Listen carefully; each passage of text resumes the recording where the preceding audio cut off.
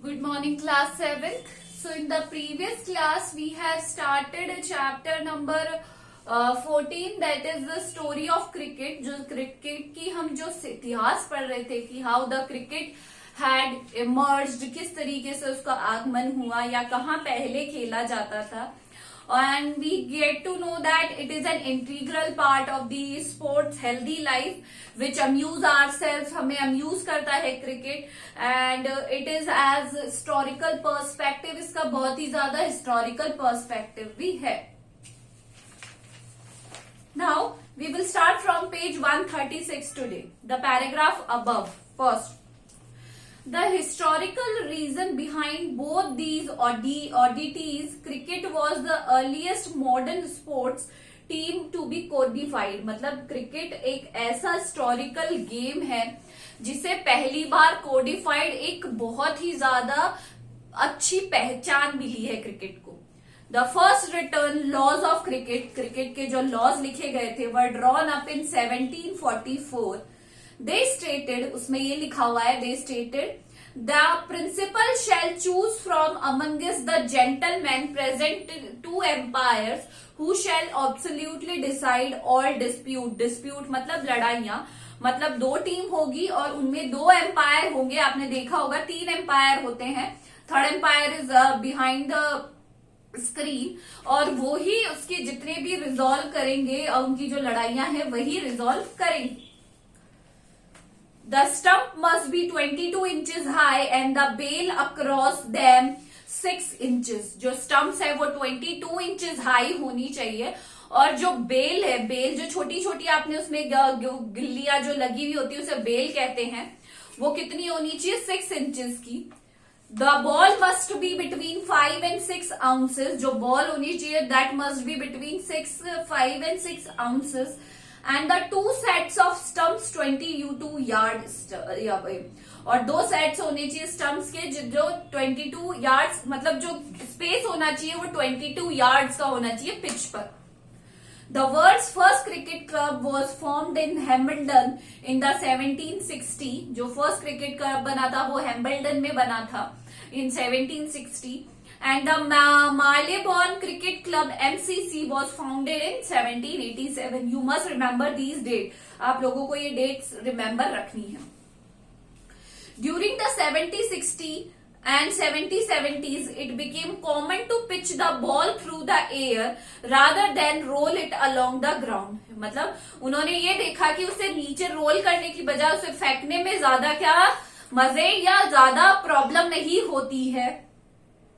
This change gave the bowler the options of length deceptions through the air plus increased pace. फिर इसी से लोगों ने क्या करना शुरू किया, आपने देखा होगा कई स्पिनर्स होते हैं, कई फास्ट बॉलर होते हैं, तो इस तरीके से उन्होंने अपनी कैपेसिटी को इंक्रीज किया, अपनी जो चाल है, पेस है, उसे इंक्रीज किया. And they developed of their forming of bowling the ball. It also open new possibilities for spin and swing. ये मैंने आपको बता दिया है.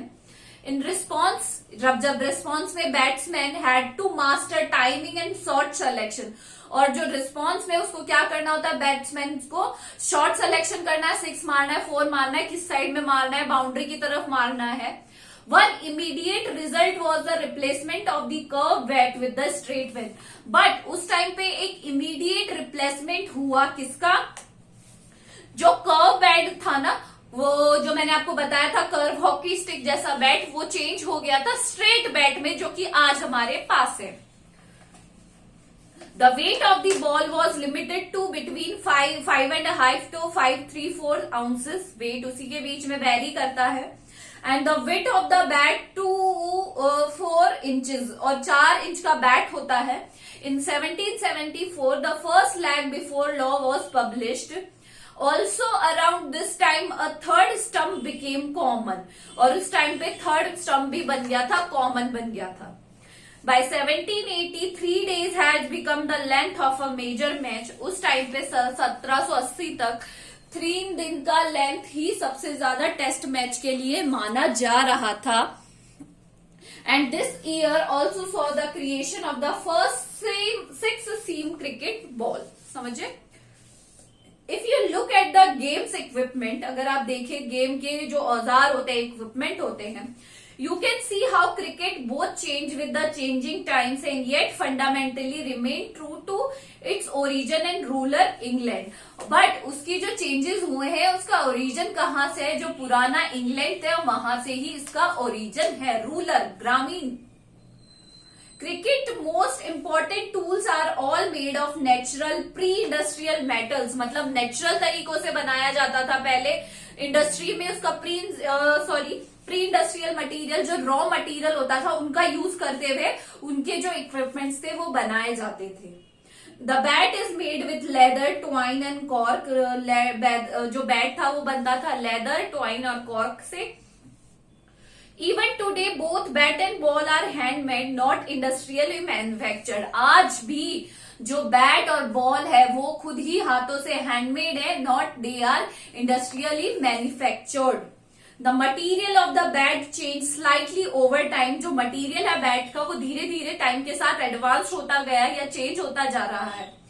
Once it was cut out of a single piece of wood, but बहुत पहले के time पे उसे एक सिंगल पीस ऑफ वुड के उस पे बनाया जाता था.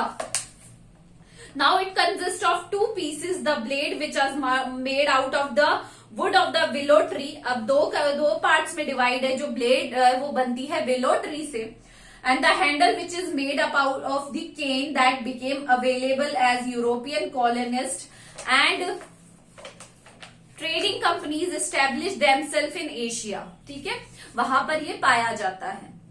Unlike golf and tennis, golf और टेनिस के तरह नहीं, cricket has refused to remake its tool with industrial or man-made materials. Plastic, fiberglass, metal have been firmly rejected. मतलब ऐसा नहीं है कि आज भी जो क्रिकेट के जो इक्विपमेंट्स है वो मैन मेड तरीकों से ही बताए जाते हैं. ऐसा नहीं है कि अलग दूसरे के गेम्स की तरह उसमें भी क्या प्लास्टिक का यूज हो या फाइबर ग्लास या कोई और मेटल का यूज हो. But the matter of protective equipment, cricket had been influenced by technological change. But अगर सेफ्टी के पर्पज से देखें तो धीरे धीरे जो क्रिकेट का जो गेम है या क्रिकेट में भी टेक्नोलॉजिकल चेंजेस आए हैं related to technology.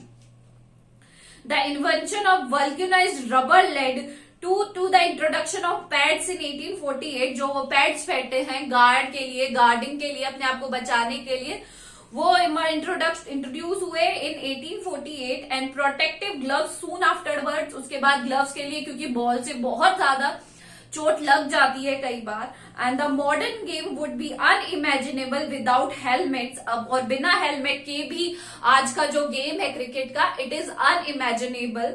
Made out of metal and synthetic light weight material. और वो किससे बना हुआ होता है? मेड आउट ऑफ मेटल से बना हुआ होता है और सिंथेटिक लाइट वेट मटीरियल, जिनसे हेड क्या नहीं हो, भारी नहीं हो. वो जो प्रोटेक्शन के लिए जो वो लोग हेड पहन के रहते हैं, वो हेड गार्ड पहनते हैं या हेलमेट पहनते हैं, वो उनके लिए क्या होता है, एक सेफ्टी पर्पज से होता है. सो आज हम यही तक करेंगे. This is all for today. Thank you.